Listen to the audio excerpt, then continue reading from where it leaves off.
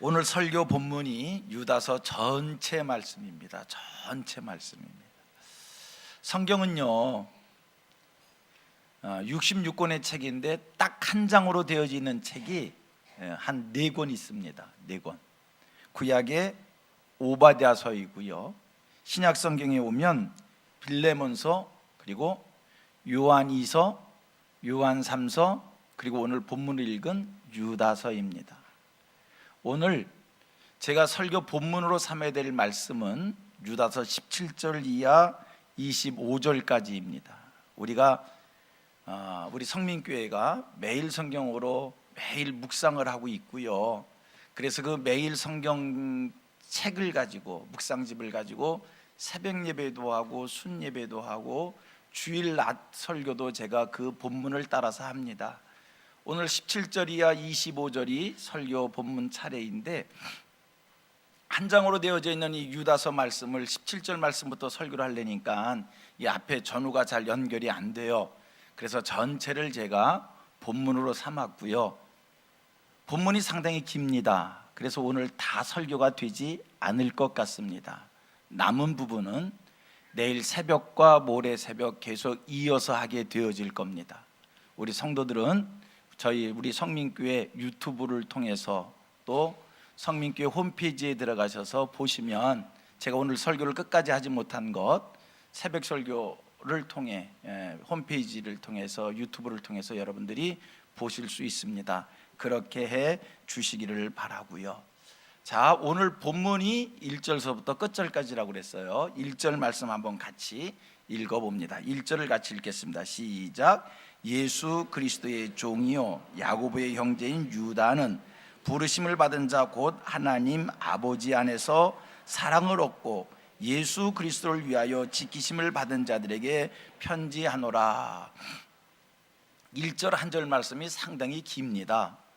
그래서 말씀이 긴 문장으로 되어져 있어서 읽으시면서도 이게 무슨 말인가 잘 이해가 되지 않으실 것 같은데, 1절에서 설명하는 것은 딱 2가지입니다. 2가지가 설명되고 있습니다. 유다서를 누가 기록을 했는가라고 하는 것과 유다서를 기록한 저자가 누구를 대상으로 어떤 사람들에게 보게 하기 위해서 유다서를 기록했는지 우리가 1절에서 보게 됩니다. 그랬더니 누가 기록을 했는가? 유다가 기록을 했다는 것이고요. 누구를 대상으로 기록했는가? 부르심을 받은 자를 대상해서 곧 성도를 얘기합니다. 유다가 부르심을 받은 자에게 이 편지를 썼다, 그 말을 1절에서 하고 있는 거고요. 그러면 본서를 기록한 유다라는 사람은 누구인가?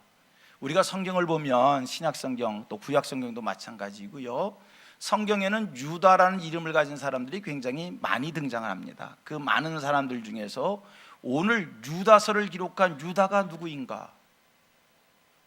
한 가지 여러분들이 아실 것은 예수님의 제자 중에 한 사람, 예수님을 팔아먹은 제자가 있지요. 가롯 유다입니다. 가롯 사람, 가롯인 유다입니다. 그 가롯 유다는 아니고요, 착각하지 마시길 바랍니다. 은 30에 예수를 팔은 그 가롯 유다는 아니고, 그러면 오늘 이 유다서를 기록한 유다는 누구냐? 예수님의 육신의 형제 중에 한 사람 유다가 있습니다. 여러분, 예수님이 마리아의 몸에서 태어났어요. 마리아에게 성령으로 잉태해서 마리아에게 나셨어요. 마리아의 혈육을 받은 것은 아니지만 마리아를 통해서 이 세상에 오셨습니다. 그래서 마리아의 남편이 누구입니까? 요셉입니다. 요셉과 마리아, 이 두 사람의 예수님이 혈통은 이어받지 않았지만 그 가문 속에, 가족 속에 예수님이 오신 것 아닙니까? 이 요셉과 마리아의 사이에서 태어난 아들들이 있었어요. 그 아들들이 야고보, 요셉, 시몬, 유다, 이 사람들이 있었는데 오늘 유다서를 기록한 사람은 바로 그 유다입니다.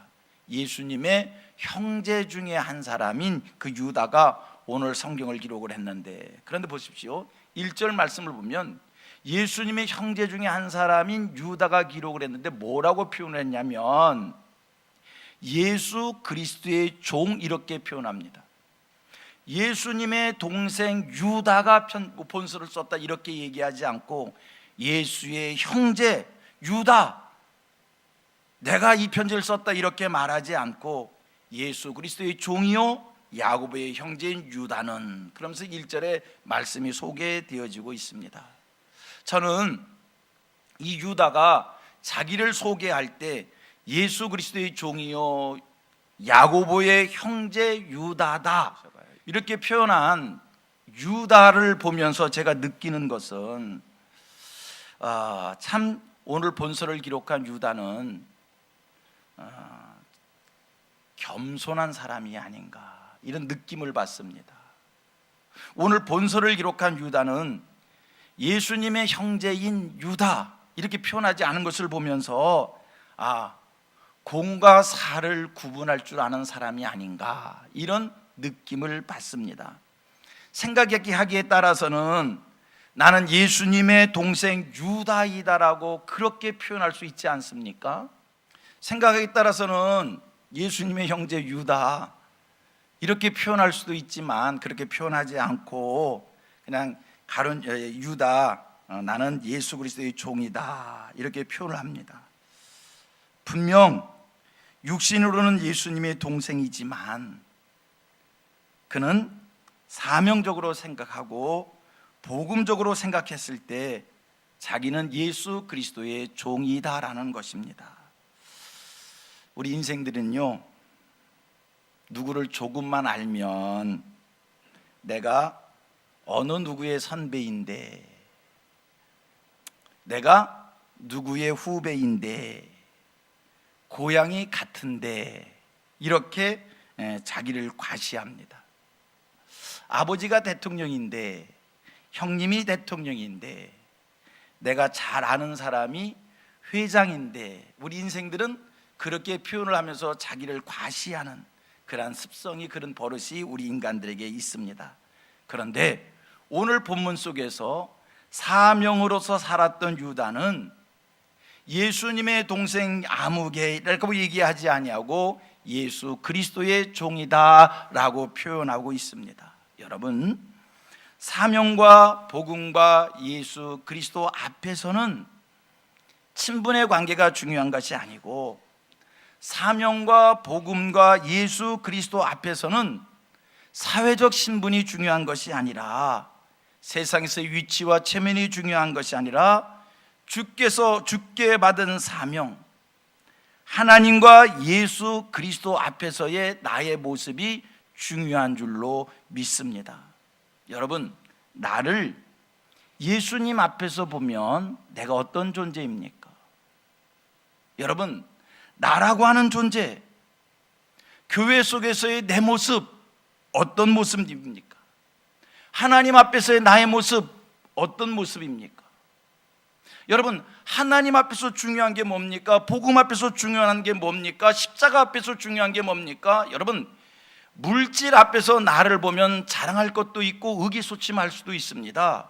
지식을 가지고 나를 보면 내가 교만할 수도 있고 자신감을 잃을 수도 있습니다. 그러나 복음 앞에서, 십자가 앞에서, 하나님 앞에서 나를 보면 구원받아야 될 아무개이고요, 죄인인 것이고요, 하나님 앞에서 나를 보면 창조주에 의해서 지음받은 자이고요, 지극히 높으신 하나님을 높여야 할 자, 예배해야 될 자이고요, 하나님 앞에서 나를 보면 주인과 종의 관계인 것뿐입니다. 그런데 우리는 하나님 앞에서 나를 보려 하지 아니하고 십자가 앞에서 나를 보려고 하지 아니하고 늘 세상의 기준 가지고 나를 보기에 여전히 세상을 살아간 내 모습 속에 자랑할 것이 많고, 그리하여 학문과 배경을 자랑하고 나를 알아주기를 바라고 나를 알아주지 않으면 알아달라고 소리를 높이기도 하는 것이고요. 사랑하는 성민의 모든 성도님들, 이 자리에 예배하시는 여러분들에게 오늘 하나님께서 은혜를 베풀어 주셔서 여러분들이 세상 기준으로 보여지는 것이 아니라 복음 앞에서 여러분들이 보여지고, 십자가 앞에서 여러분들이 보여지고, 하나님 앞에서 여러분들이 보여주고, 교회 속에서 여러분들이 보여지게 되기를 축복합니다. 그리하면 나라고 하는 존재는 그렇게 자랑할 것이 많은 존재가 아닌 것이고요, 내세울 것이 그렇게 많은 존재가 아닌 것이고요, 여전히 죄인인 것이고요, 여전히 하나님의 도움을 받아야 될 자이고요, 하나님의 은혜가 필요한 자이고요, 하나님의 축복이 필요한 자이고요, 하나님 앞에서 나를 보았더니 하나님 앞에서 종으로 살아가야 될 자이기에 발에 신을 벗어야 되고 순종해야 되고 그러한 겁니다. 여러분, 오늘 본문 말씀 속에 유다, 예수의 형제 유다라고 말하지 않습니다. 예수 그리스도의 종 유다입니다. 복음 앞에서 봤더니, 말씀 앞에서 봤더니, 예수 앞에서 봤더니 그런 종인 거예요. 오늘 저와 여러분들에게 하나님 은혜 주셔서 십자가 앞에서 나를 보고, 복음 앞에서 나를 보고, 예수 그리스도 앞에서 나를 보고, 하나님 앞에서 나를 볼 수 있게 되기를 축복합니다. 그러면 여전히 우리는 충성해야 될 아무개이고 섬기고 나눠야 될 아무개이고, 여전히 교회 속에서 작은 자로서 하나님을 예배하며 사명을 감당해야 될 아무개입니다. 아직도 교만됨이 남아있어서 남들을 나보다 못하게 여기고, 남들을 내가 가르쳐야 된다고 생각을 하고, 나 아니면 아무것도 안 된다라고 생각을 하고, 자기의 의의를 주장하고 자기의 상식과 지식을 자랑하고, 여러분, 이런 모습은요, 하나님 앞에서 나를 본 모습이 아니에요. 십자가 앞에서 나를 본 모습이 아니에요. 예수 그리스도 앞에서 나를 본 모습이 아니라는 겁니다. 우리 성민의 모든 성도님들 겸손해지기를 바랍니다. 섬기는 자가 되기를 원합니다. 그리고 하나님의 은혜를 구하는 자들이 되기를 축복합니다. 1절에 나오는 두 번째 가르침의 말씀이 있어요. 자, 유다가 본서를 누구를 대상으로 기록했다고요? 부르심을 받은 자입니다. 곧 성도입니다. 그런데 유다는 이 부르심을 받은 자에 대해서 뭐라고 얘기를 하냐면 두 가지를 지적하고 있어요. 자, 1절 말씀을 한 번 더 읽겠는데 제가 상반절을 읽겠습니다. 하반절은 여러분들이 읽으시기를 바랍니다. 보세요. 예수 그리스도의 종이요 야고보의 형제인 유다는 부르심을 받은 자, 다 같이 곧 하나님 아버지 안에서 사랑을 얻고 예수 그리스도를 위하여 지키심을 받은 자들에게 편지하노라. 무슨 얘기를 하고 있어요? 부르심을 받은 자, 이 부르심을 받은 자들은 곧 두 가지요, 하나님 아버지 안에서 사랑을 얻고 예수 그리스도를 위하여 지키심을 받은 자다. 이 말씀이요, 얼마나 감사한 말씀인지, 얼마나 감격적인 표현인지, 우리에게 새 힘을 주고 용기를 주는 귀한 말씀인 거예요. 자, 여기서 예배하신 여러분들, 제 생각은요, 한 사람도 빼놓지 않고 다 이런 생각을 가질 겁니다. 나는 하나님에 의하여 부르심을 받은 자이다. 이걸 의심하는 사람이 있습니까? 아무도 없을 거예요. 나는 하나님의 부름을 받아서 하나님의 은혜로 하나님의 자녀가 됐고, 나는 하나님의 은혜로 부름을 받아서 오늘 내가 하나님을 아버지로 고백하며 살아가 있고 구원받은 자이다. 이거 의심합니까? 여기 계신 분들, 오늘 이 예배 자리에 나오신 분들은 이거 의심하는 사람들 없어요. 하나님의 부름을 받아 구원받은 아무개입니다. 하나님의 부름을 받아 하나님의 자녀된 아무개입니다. 난 하나님의 부름을 받은 자입니다 라는 이런 믿음의 확신 여러분들에게 다 있으신 줄 믿습니다.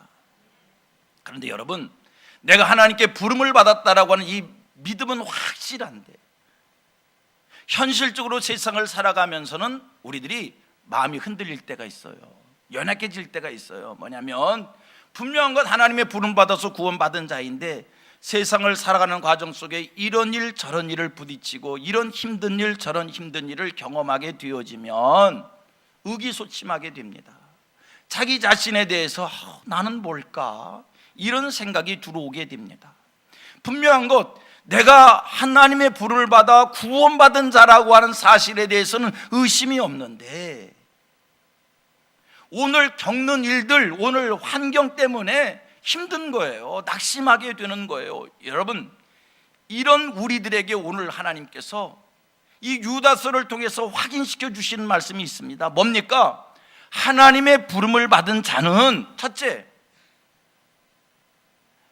하나님 아버지 안에서 사랑을 얻고 예수 그리스도를 위하여 지키심을 받은 자이다. 여러분, 오늘 내가 힘들어서 어려운데 이런 일 저런 일로 인하여 남모른 눈물을 흘리고 있는데 오늘 하나님 말씀을 주신다니까요. 너는 내 사랑을 받는 자이고 너는 내가 지켜 보호하는 자이다. 이런 말씀을 오늘 우리에게 주고 계신 거예요. 감사하지 않습니까? 우리가 이 땅을 살면서 하나님의 사랑을 받는다는 사실을 기억한다면 그럼 다 된 거지요.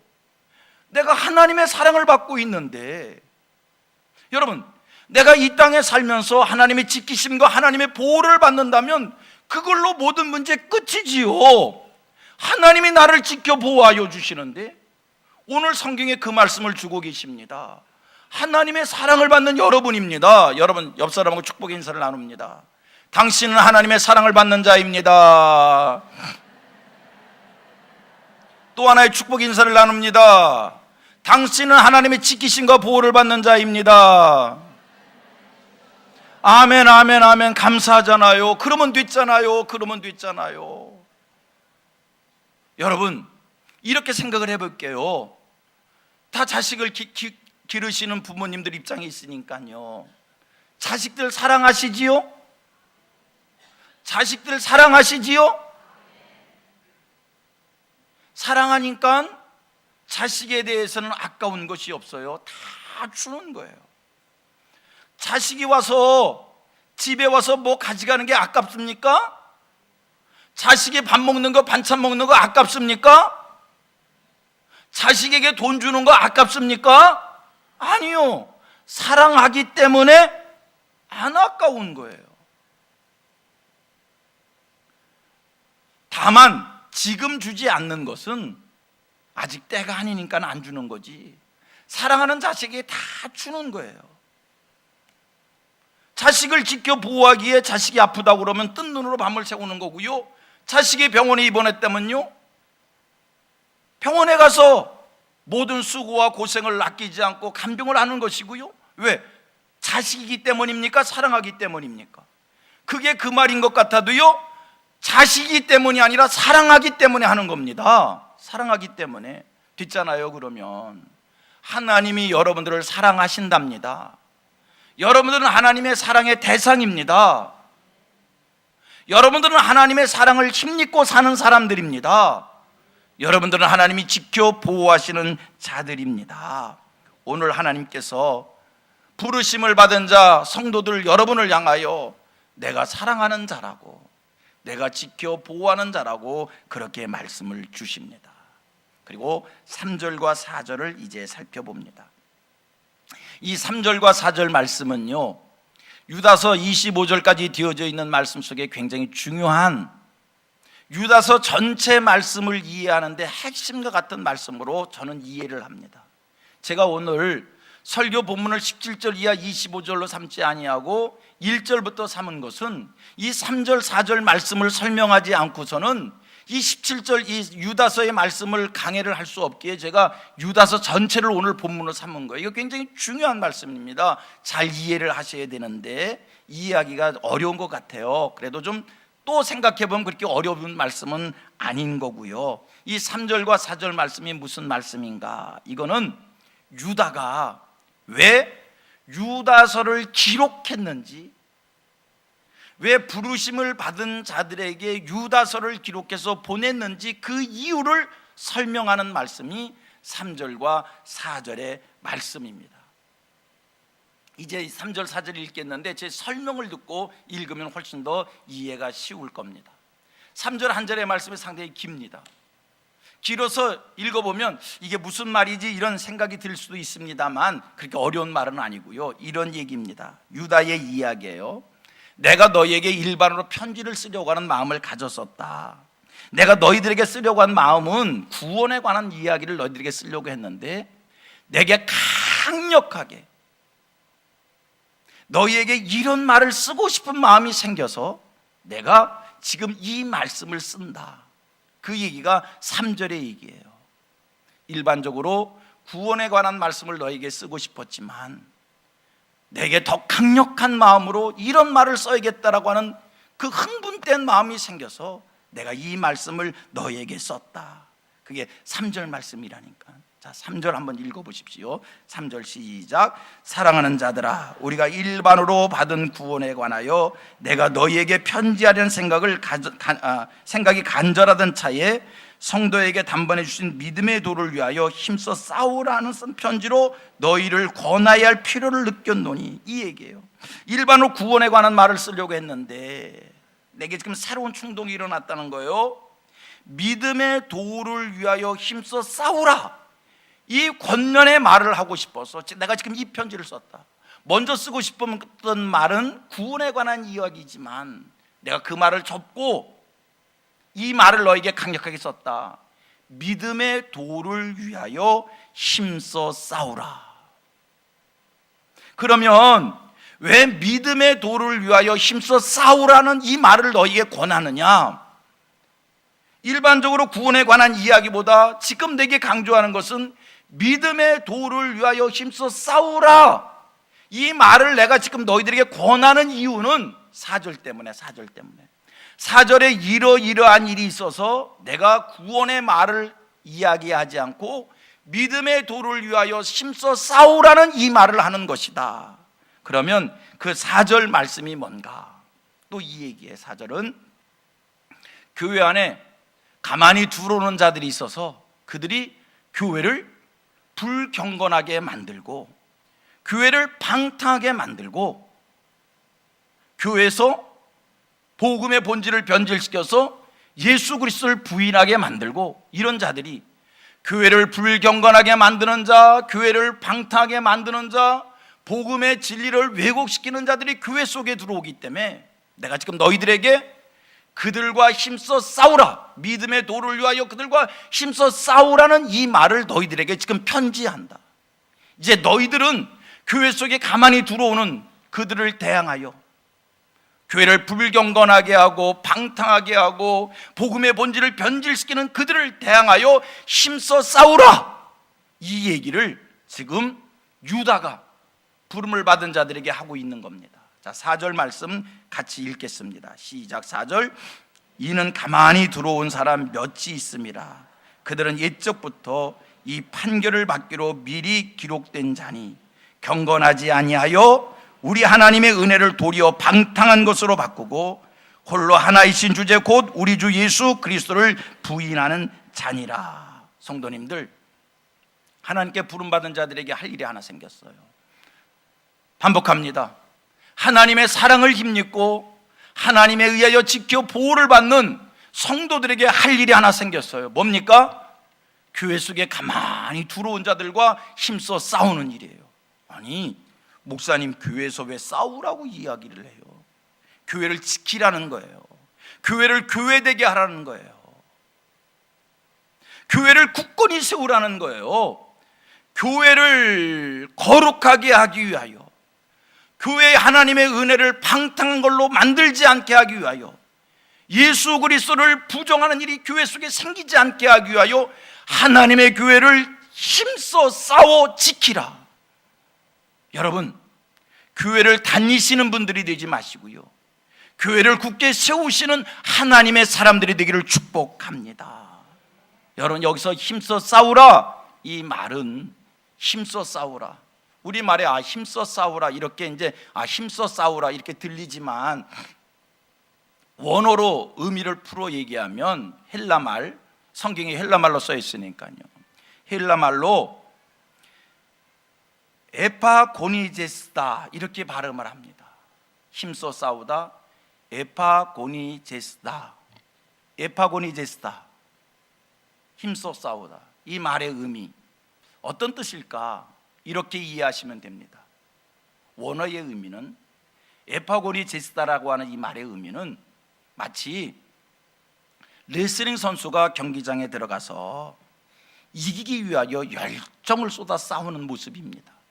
여러분, 레슬링 선수가 경기장에서 싸울 때 땀 한 방울까지 다 쏟아내면서 이기기 위하여 싸웁니다. 힘써 싸우라. 하나님의 교회를 그런 정신으로 지키는 겁니다. 하나님의 교회를 그런 정신으로 세워가라는 겁니다.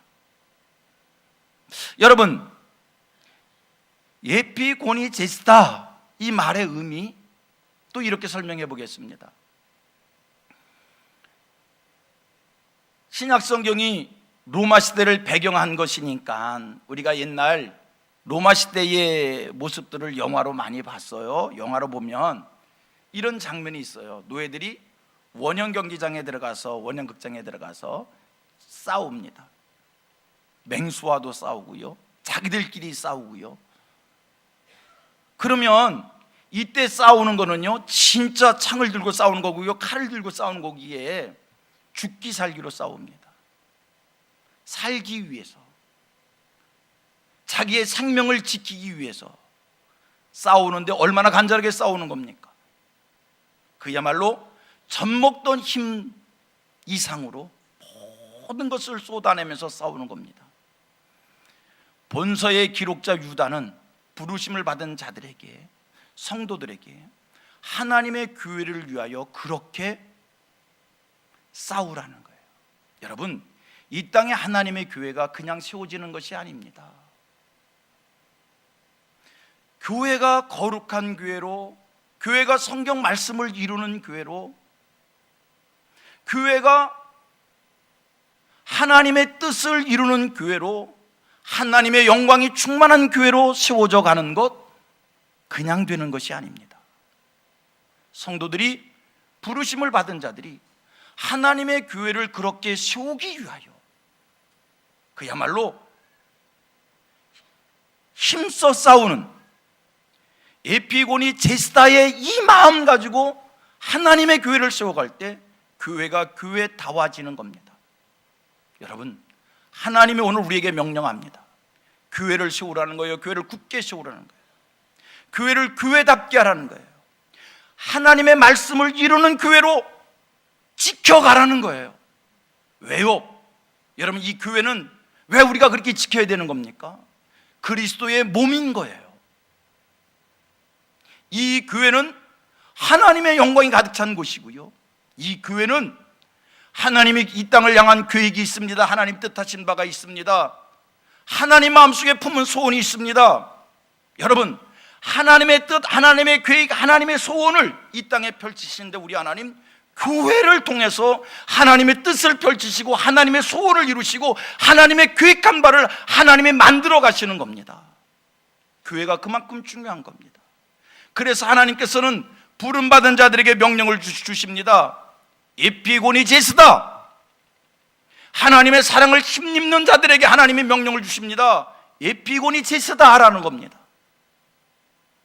하나님이 지키시고 하나님 보호하시는 이들에게 하나님 오늘 말씀을 주십니다. 주님의 몸된 교회를 에피고니제스다 하라는 겁니다. 여러분, 교회가 살아나야 합니다. 교회가 교회다워야 합니다. 교회가 구원의 방주로서 누구라도 교회 속에 오면 구원함을 받고 위로를 받고 새하늘과 새 땅을 소망으로 바라다보고 우리가 소망으로 바라보는 그 천국의 모습이 교회 속에 이루어져야 합니다. 사랑하는 성도들이 교회 속에서 하나님을 만나야 되고, 사랑하는 성도들이 교회 속에서 천국의 기쁨을 누릴 수 있어야 되고, 여러분, 그런 교회를 오늘 우리들이 세워가야 됩니다. 교회가 그만큼 중요한 겁니다. 오늘 여러분, 우리나라가 왜 이렇게 힘든 겁니까? 오늘 우리나라가 왜 이렇게 뒤죽박죽이 되어진 것입니까? 정치의 문제입니까? 대통령의 문제입니까? 누구의 문제입니까? 세상 사람들은 이렇게 저렇게 이유를 낼 수 있지만 우리는 하나님 앞에서 살아가면서 성경을 아는 사람들이잖아요. 성경의 원리로 얘기하십시다. 교회가 교회다워지면, 교회가 하나님이 기뻐하시는 모습을 회복하면, 교회가 생명력을 회복하면, 교회가 거룩해지면, 교회가 하나님의 뜻을 이루는 교회로 흠없이 세워지면, 교회가 하나님의 영광이 충만해지면, 여러분, 뒤죽박죽 되어진 세상이 바로 세워질 줄로 믿습니다. 그런 교회를 우리가 세우기를 소원해야 되는 거예요. 그래서 하나님께서 여러분들을 부르신 거고요, 오늘도 하나님께서 여러분들에게 사랑을 쏟아부으시는 거고요, 오늘도 하나님이 여러분들을 지켜 보호하여 주시는 겁니다. 하나님이 여러분을 왜 지켜 보호하십니까? 하나님이 여러분들에게 왜 사랑을 쏟아부어 주시는 겁니까? 하나님의 사랑을 받고 가서 교만때의 세상을 살라고요? 하나님의 지킴과 보호받으면서 세상 사람들 앞에 나 예수 믿어서 이렇게 복받았다고 자랑하고 살라고요? 아니요, 아닌 거예요. 그 하나님의 은혜를 힘입고 교회 세우라는 거예요. 교회를 굳게 하라는 거예요. 교회를 교회답게 하라는 거예요. 교회가 무너지면 다 무너지는 겁니다. 북한을 생각해 봅니다. 북한이 왜 저렇게 됐을까? 여러분, 여기 다 이 남한 사람들이 남쪽 사람이라고 얘기하면 안 되지. 우리나라 사람들이잖아요, 우리나라 사람들. 근데 우리 현실이 남한과 북한이 나뉘어져 있잖아요. 저는 저희 할아버님, 아버님이 다 북쪽 사람이니까 6.25 전쟁이 났어요. 북한 사람들이 남한으로 피난 왔어요. 북쪽 사람들이 남한으로. 대한민국으로 피난 왔어요. 나는 그냥 내가 설명을 위해서 하는 얘기니까 그냥 들으세요. 북한 사람들 대단히 똑똑한 것 같아. 아무것도 없이 빈몸으로 맨손으로 피난 와서 읽어놓은 거 보면 대단해. 그렇지 않아요? 그래서 제가 거꾸로 생각해 봤어요. 전쟁 나서 남한 사람들이 북한 올라갔으면 어떻게 됐을까? 북한 사람들이 가만 내버려 두지 않았을 것 같아. 북한 사람들에게 탁월함이 있습니다. 내가 이 말 하고 싶어서 그래요. 근데 오늘의 북한이 뭡니까? 왜 저렇게 됐습니까? 이 세계에서 꼴찌 나라 됐습니다. 그렇게 우수한 사람들이, 그렇게 똑똑한 사람들이, 무에서 유를 창조할 것처럼 삶에 열정 있는 사람들이, 그렇게 대단한 사람들이 왜 세계에서 꼴찌 된 겁니까? 꼴찌잖아요. 꼬라비잖아요. 왜 그렇게 된 겁니까? 하나님의 교회를 무너뜨렸더니 그렇게 된 겁니다. 여러분, 교회를 굳건히 세우는 것은 가정을 살리는 일이요, 사회를 살리는 일이요, 나라를 살리는 일인 줄로 믿습니다.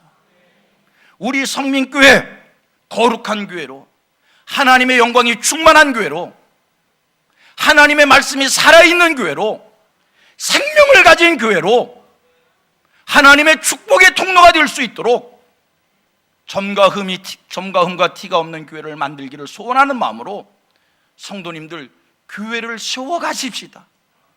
교회를 다니시는 분들 되지 말고요, 교회 속에 쑥 들어와서 하나님의 교회를 만들어가는 그런 성민의 성도들 되셔서 교회를 통해서 복을 받으시고요, 이 나라도 살릴 수 있는 하늘 백성들 되어지기를 축복합니다. 교회가 살아야 돼요. 교회를 세워가야 돼요. 오늘 4절 말씀을 보면 그런 얘기를 하고 있어요. 교회 속에 가만히 들어오는 자들이 있다는 거예요. 그들의 교회 속에 가만히 들어와서 뭐 하는가? 교회를 불경건하게 만들고 하나님의 은혜를 악용하여서 교회를 방탕하게 만들고 복음의 본질을 변질시켜서 예수를 부정하게 만들고 부인하게 만들고, 이런 자들이 교회 속에 가만히 들어온다. 그러므로 교회를 지켜라. 그러므로 교회를 세워가라. 성도님들, 우리 교회 여러분들이 깨어있지 않으면 가만히 들어오는 자가 있다니까. 복음서에 예수님이 이런 말씀을 합니다. 악한 사탄이요, 악한 사탄이 옥토에, 좋은 땅에 가라지를 살며시 뿌리고 가면, 여러분, 그 옥토가, 그 좋은 땅이 하루아침에 망가지는데 이 원수가 가라지를요 소리 소문 없이 그냥 살짝 뿌리고 가는 거예요. 그러면 옥토가 좋은 땅이 망가지는 거예요. 우리 성민교회 좋은 교회고, 우리 성민교회 하나님의 영광이 가득한 교회고, 거룩한 교회고, 흠이 없는 교회고, 진실된 교회고, 신실한 교회이지만 여러 성도님들이 깨어있지 않으면 언제 이 교회가 불경건해질지 알 수 없어요. 언제 이 교회가 방탕해질지 알 수 없어요. 언제 우리 교회가 복음을 변질시켜서 예수를 부정하게 될지 몰라요. 한국교회 그렇게 돼가고 있는 거 보잖아요. 왜 한국교회가 그렇게 돼가는 겁니까? 목사들이 나빠서, 목사들이 정치를 해서, 목사들이 신실하지 못해서 목사들 때문에 그렇게 됐습니까? 인정하겠습니다. 그러나 또 제가 말씀을 드리겠습니다. 그거 인정하지만 여러분, 부르심을 받은 자들이 깨어 일어나면, 부르심을 받은 자들이 교회 속에 가만히 들어오는 자들이 생기지 않도록 깨어 기도하고, 깨어 예배하고, 교회를 사랑하고 교회를 지키고 하나님의 말씀을 이루는 데 열심을 다하면 교회는 교회다워지는 거예요. 우리 성민교회 누구라도 이 교회 성전 뜰을 밟기만 해도 생명이 살아나고 꿈과 비전이 생기고 하나님의 은혜를 알게 되어지고 영적 만족을 얻게 되어지고 하나님의 뜻대로 살고 싶은 마음이 생기고, 하나님 오늘 나에게 원하시는 게 뭔가, 하나님이 기뻐하시는 일이 뭔가를 알아서 찾아 섬기는 자가 되어지고, 하나님의 말씀을 이루는 자가 돼서 이 세상을 살아갈 때 베푸는 자가 되고, 나누는 자가 되고, 섬기는 자가 되고, 예수의 삶을 실천하면서 예수의 사랑으로 이 세상을 살면서 세상의 소금이 되고 빛이 되어지는 그런 역사가 우리 교회 성도들에게서, 우리 교회를 통해서 일어나게 되기를 바랍니다. 깨어 일어나십시다. 교회 사랑하십시다. 교회와 함께 하십시다. 교회 속에 쑥 들어오십시다. 교회를 다니시는 분들 되지 말고요, 교회 와서 예배만 드리시는 분들 되지 말고요, 이 교회와 함께 하세요. 내 아멘 안 할 줄 알았어. 이 교회를 다니며 이 교회 와서 예배만 드리시는 분들 되지 말고요, 이 교회와 함께 하시는 분들, 교회가 하는 일에 마음을 바치고 뜻을 바치고 열정을 다하고, 교회를 위하는 일이라면, 교회를 세우는 일이라면, 교회가 하는 일이라면 죽게 하듯 주님을 섬기듯 동참하고, 여러분 그게 교회 세우는 겁니다.